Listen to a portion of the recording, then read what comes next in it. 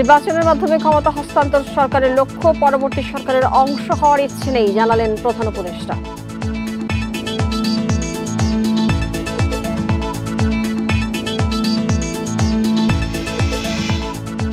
অধ্যাপক ইউনূস তারেক রহমান বৈঠকে রাজনীতিতে সুবাতাসের প্রত্যাশা বিএনপির, গুরুত্ব পেতে পারে নির্বাচন সহ নানা ইস্যু।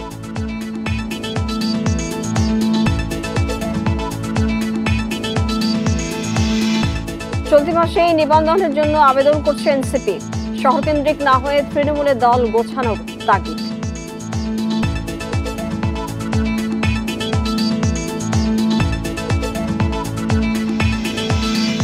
সংক্রমণ বাড়ায়, করোনা মোকাবিলায় প্রস্তুত হচ্ছে হাসপাতাল, চালু হচ্ছে পরীক্ষার ব্যবস্থাও।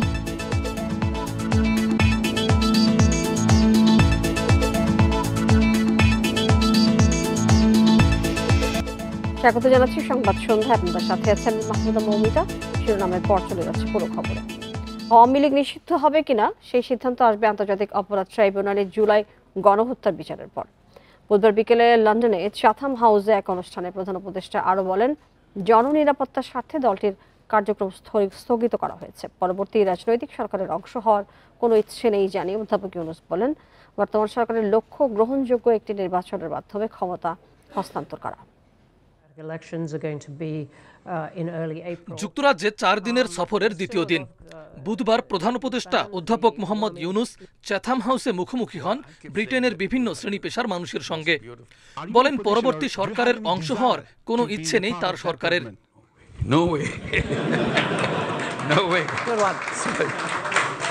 জুলাই আন্দোলন ও হত্যাকাণ্ডের সময়কার তথ্যচিত্র নিয়ে সরকারের নতুন কিছু বলার নেই মন্তব্য করে প্রধান উপদেষ্টা জানান, সব জায়গায় ক্যামেরা ছিল, সারা বিশ্ব দেখেছে কি ঘটেছে। জননিরাপত্তার স্বার্থেই ফ্যাসিবাদী শক্তি হিসেবে আওয়ামী লীগের কার্যক্রম স্থগিত করা হয়েছে। বিচারের পর তাদের নিষিদ্ধের বিষয়ে সিদ্ধান্ত হবে। আওয়ামী লীগের কোন সদস্য জাতির কাছে ক্ষমা চায়নি যারা গণহত্যা ঘটিয়েছে এবং এর সাথে জড়িত ছিল। বিচার শেষ হওয়ার আগে আমরা জনগণের নিরাপত্তার জন্য আওয়ামী লীগের রাজনৈতিক কার্যক্রম সাময়িক সময়ের জন্য স্থগিত করেছি। সব রাজনৈতিক দলের ঐক্যমত্যের ভিত্তিতে জুলাই সনদ তৈরি করা হচ্ছে বলেও জানান অধ্যাপক ইউনূস। বলেন, এখন সরকারের প্রধান কাজ সুষ্ঠু ও গ্রহণযোগ্য নির্বাচন। 17 বছর পর বাংলাদেশের মানুষ প্রথম সুষ্ঠু নির্বাচন পেতে যাচ্ছে। এ নিয়ে ভোটারদের মধ্যে অনেক আগ্রহ তৈরি হয়েছে। অনেক তরুণ অপেক্ষা করছে প্রথম ভোট দেওয়ার জন্য। সাইবার স্পেস ও ভারতীয় গণমাধ্যমে বাংলাদেশ বিরোধী ফেক নিউজ দুদেশের সম্পর্কে নেতিবাচক প্রভাব ফেলছে বলেও মন্তব্য করেন প্রধান উপদেষ্টা। প্রতিবেশী রাষ্ট্র হিসেবে আমরা ভারতের সাথে সবচেয়ে সুন্দর সম্পর্ক রাখতে চাই, কিন্তু ভারতের কিছু সংবাদ মাধ্যমের মিথ্যা সংবাদের কারণে তা হয়ে উঠছে না। তরুণরা ফ্যাসিবাদ মুক্ত নতুন বাংলাদেশ নির্মাণের সুযোগ তৈরি করেছে বলেও মন্তব্য করেন প্রধান উপদেষ্টা। মাহফুজার রহমান মিলন, ইন্ডিপেন্ডেন্ট নিউজ, ঢাকা। প্রধান উপদেষ্টার সঙ্গে তারেক রহমানের বৈঠকে যে কোনো বিষয়ে আলোচনা হতে পারে, তবে প্রাধান্য পেতে পারে নির্বাচন সংস্কার এবং মানবতা বিরোধী বিচার প্রসঙ্গ। এসব কথা জানিয়েছেন প্রধান উপদেষ্টার প্রেস সচিব। লন্ডনের স্থানীয় সময় শুক্রবার সকালে এই বৈঠক হবে। এছাড়া অধ্যাপক ইউনূসের সাক্ষাৎ চেয়ে টিউলিপ সিদ্দিকের চিঠি পেয়েছেন বলেও স্বীকার করেছেন প্রেস সচিব। 4 দিনের রাষ্ট্রীয় সফরে মঙ্গলবার যুক্তরাজ্যে পৌঁছান প্রধান উপদেষ্টা অধ্যাপক মোহাম্মদ ইউনূস। কমনওয়েলথ মহাসচিবের সঙ্গে বৈঠক সহ ব্যস্ত দিন পার করেন তিনি। এরই মধ্যে শুক্রবার বিএনপির ভারপ্রাপ্ত চেয়ারম্যান তারেক রহমানের সঙ্গে বৈঠকের বিষয়টি চূড়ান্ত হয়। এ নিয়ে লন্ডনে ব্রিফিং করেন প্রেস সচিব শফিকুল আলম। জানান, ওই বৈঠকের নির্দিষ্ট কোনো এজেন্ডা নেই। সংস্কার, নির্বাচন আর জুলাই গণহত্যার বিচার সহ যে কোনো বিষয়ে আলোচনা হতে পারে। বাংলাদেশের এখনকার যে সিচুয়েশন, পলিটিক্যাল পরিস্থিতি, তারপরে আপনারা জানেন যে আমরা একটা ইলেকশনের ডেটটা ঘোষণা করেছি, সেই বিষয়ে তারপরে ইলেকশনের এই জুলাই চার্টারটা হওয়া, রিফর্ম বিষয়, এগুলো যে কোনো ইস্যুই আলাপ হতে পারে। এদিকে প্রধান উপদেষ্টার সাক্ষাৎ চেয়ে সাবেক ব্রিটিশ এমপি টিউলিপ সিদ্দিকের চিঠি হাতে পেয়েছেন বলেও জানান প্রেস সচিব। আমরা চিঠি পেয়েছি, একটা চিঠি এসছে যে এটা একটা লিগ্যাল ইস্যু এবং এটা লিগ্যাল ওয়েতে অ্যাড্রেস করা হবে। ব্রিটিশ প্রধানমন্ত্রী কিয়ার স্টারমারের কানাডা সফরের কারণে প্রধান উপদেষ্টার সঙ্গে সাক্ষাৎ অনিশ্চিত হলেও চেষ্টা চলছে বলেও জানানো হয় সংবাদ সম্মেলনে। মাহফুজুর রহমান মিলন, ইন্ডিপেন্ডেন্ট নিউজ, ঢাকা। অধ্যাপক মোহাম্মদ ইউনূসের সাথে বিএনপি ভারপ্রাপ্ত চেয়ারম্যান তারেক রহমানের বৈঠক ঐতিহাসিক মুহূর্ত হতে পারে বলে মন্তব্য করেছেন বিএনপির সিনিয়র যুগ্ম মহাসচিব রুহুল কবির রিজভী। এর মাধ্যমে রাজনৈতিক অঙ্গনে সুবাতাসের প্রত্যাশা করছে বিএনপি। নয়াপল্টনে দলটির কেন্দ্রীয় কার্যালয়ের সংবাদ সম্মেলনে এসব কথা বলেন রুহুল কবির রিজভী। তিনি বলেন, সবার মনোযোগ এখন লন্ডন বৈঠকের দিকেই। রিজভী অভিযোগ করেন, ঈদের সময় সারা দেশে আইন শৃঙ্খলা পরিস্থিতি উদ্বেগজনক ছিল। মানুষ কার্যকর পুলিশি পদক্ষেপ দেখতে চায় মন্তব্য করে তিনি বলেন, আইন শৃঙ্খলা বাহিনীর তৎপরতা খুবই সীমিত, অর্থনীতি ভেঙে পড়েছে জানিয়ে বিদেশি বিনিয়োগ না আসার জন্য অনির্বাচিত সরকারকে দায়ী করেন রিজভী। ডিসেম্বরের নির্বাচনের বিষয়ে অনড় থাকার প্রশ্নে রিজভী বলেন, আলোচনার পর বিষয়টি চূড়ান্ত হবে।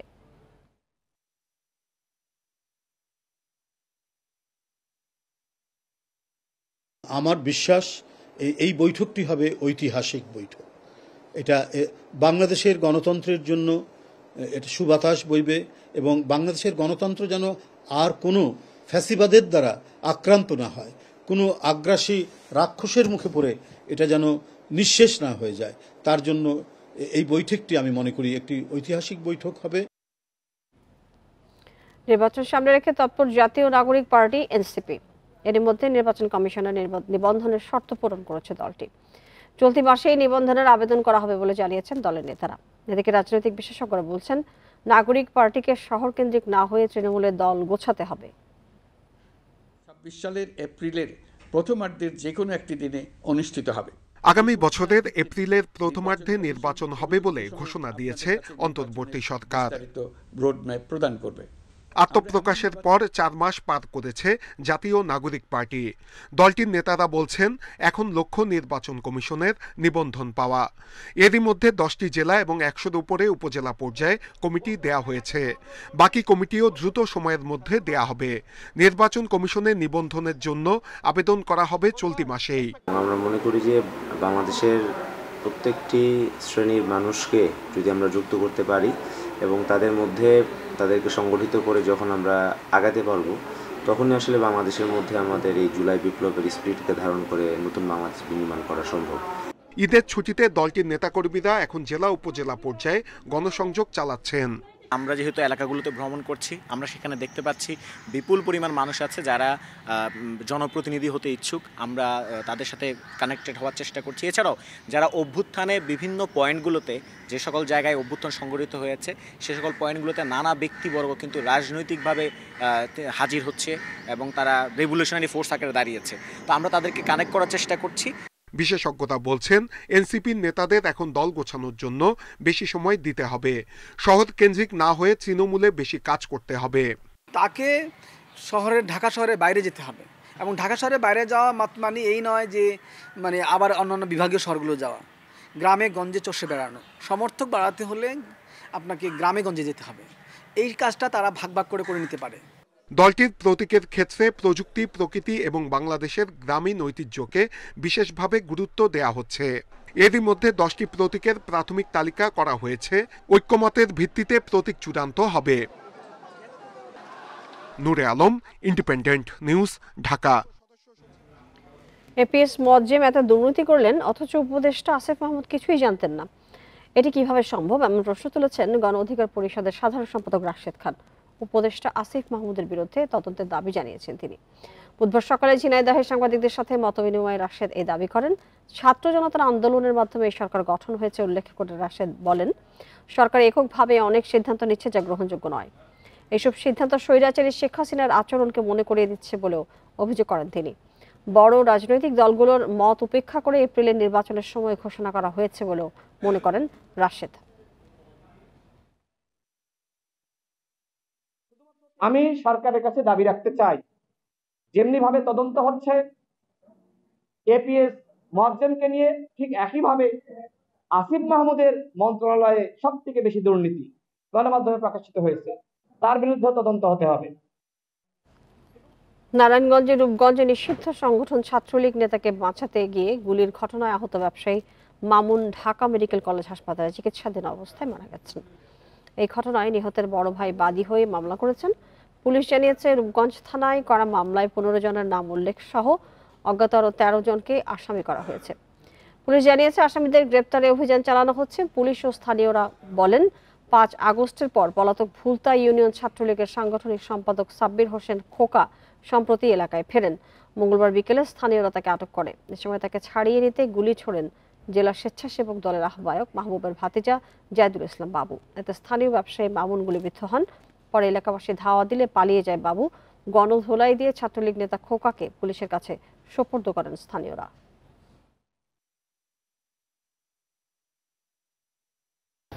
ওই ঘটনার সংক্রান্তে গতকালকে আমাদের একটা মামলা হয়েছে, ভিকটিমের বড় ভাই মামলা করছে। ওই সংক্রান্তে আমাদের একজন অ্যারেস্ট আছে। যেহেতু সকালে তার মৃত্যু সংবাদ আসছে, এখন তার মৃত্যু হওয়ার কারণে এটা হত্যা মামলায় রূপান্তরিত হবে। তার মৃত্যু সনদটাকে আমরা কোর্টে জানাবো।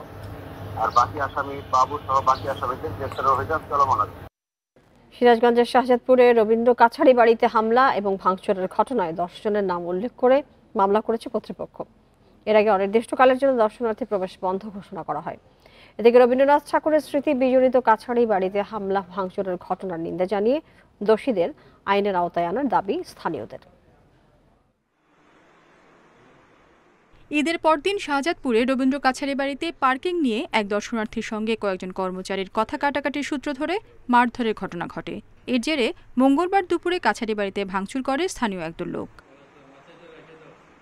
ঘটনার পর কাছারি বাড়িতে তালা লাগিয়ে নিরাপদ স্থানে চলে যায় কর্মকর্তা কর্মচারীরা। বুধবার সকালে অনির্দিষ্টকালের জন্য কাছারি বাড়ি বন্ধের নোটিশ ঝুলিয়ে দেয় কর্তৃপক্ষ।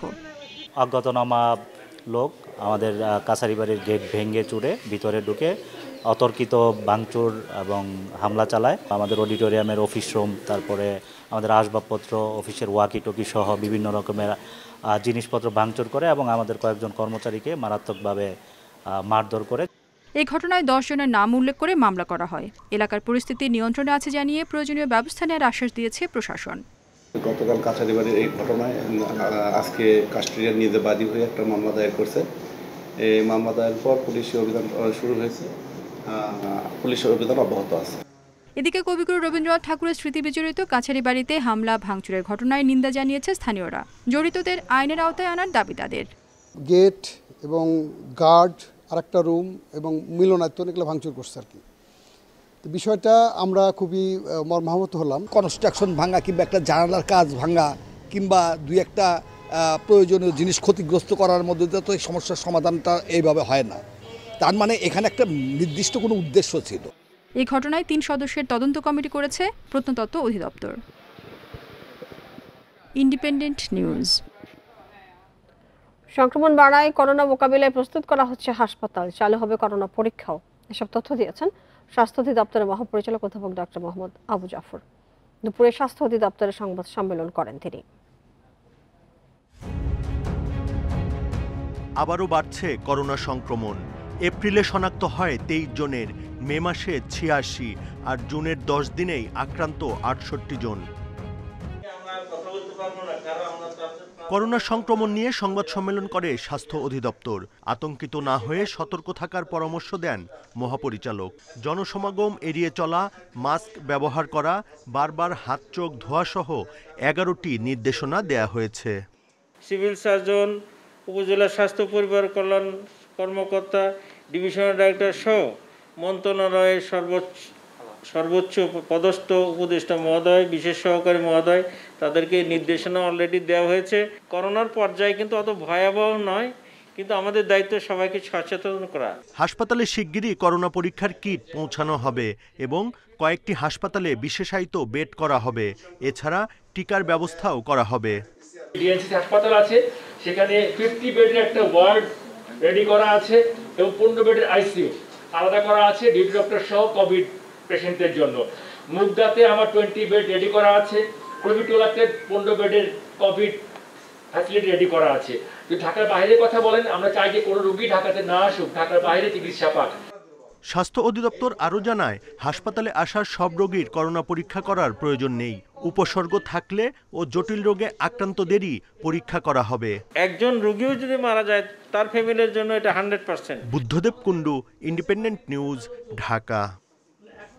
আপনার ঈশ্বরদীতে থেমে থাকা মোটরসাইকেলে কাভার্ড ভ্যানের ধাক্কায় মা মেয়ে সহ 3 জনের মৃত্যু হয়েছে, আহত হয়েছেন 1 জন। সকাল 7টার দিকে দাসুরিয়া কুষ্টিয়া মহাসড়কের মীরকামারি মুন্নার মোড় এলাকায় এই দুর্ঘটনা ঘটে। পুলিশ জানায় অবসরপ্রাপ্ত বিজেপি সদস্য মফিজুল রহমান শ্বশুরবাড়ি কুষ্টিয়া থেকে স্ত্রী সন্তান নিয়ে মোটরসাইকেলে নাটোরের বাড়িতে ফিরছিলেন। পথে লিচু কেনার জন্য ঈশ্বরদীতে থামেন তারা। সময় পেছন থেকে একটি কাভার্ড ভ্যান ধাক্কা দেয়। এতে ঘটনাস্থলে সুবর্ণা খাতুন, তার মেয়ে পূর্ণতা ও লিচু বিক্রেতা আনিসুর রহমান মারা যান। স্থানীয়রা কাভার্ড ভ্যানটি জব্দ করলেও চালক পালিয়ে যায়।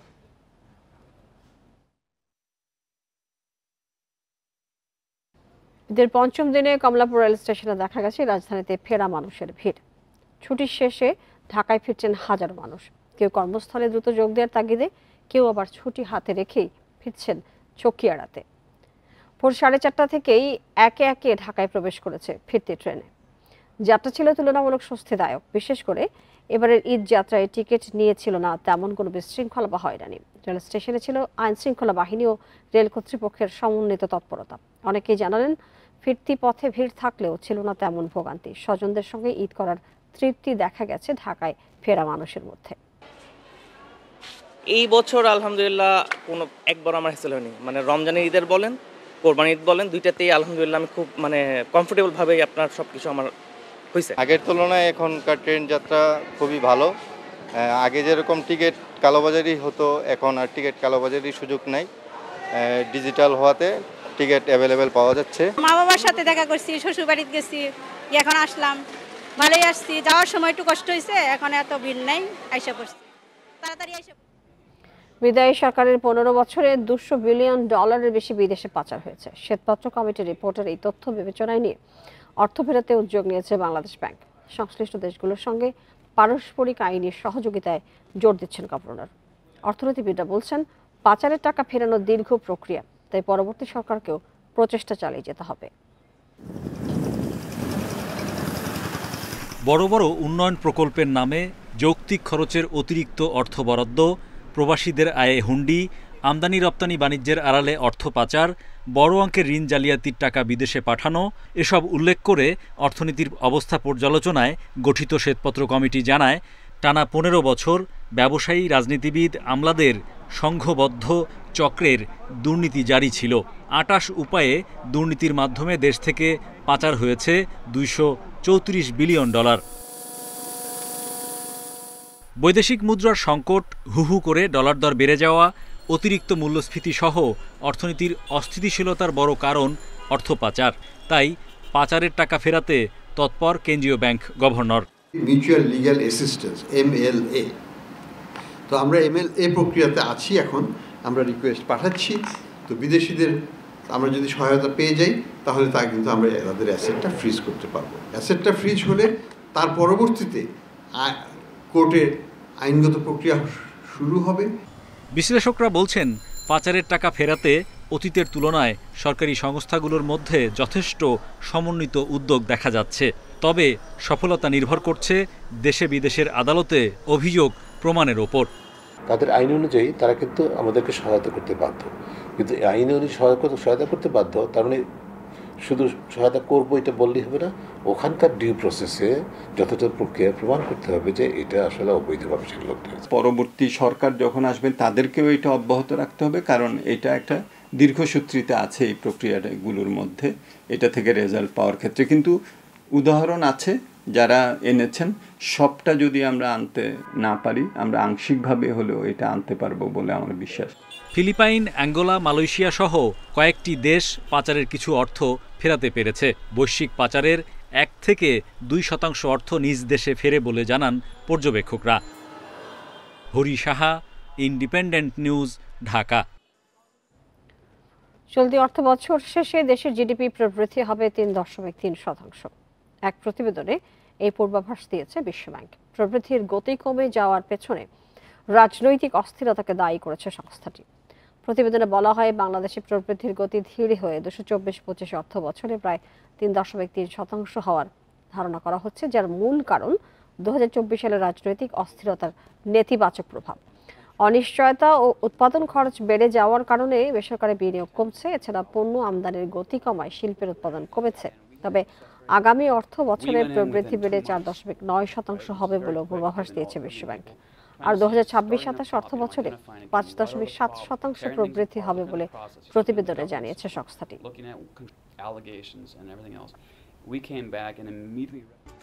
আর এই ছিল এখনকার সংবাদে। আরো বিস্তারিত জানতে চোখ রাখুন ফেসবুক, ইউটিউব এবং এক্সে। ধন্যবাদ সবাইকে সাথে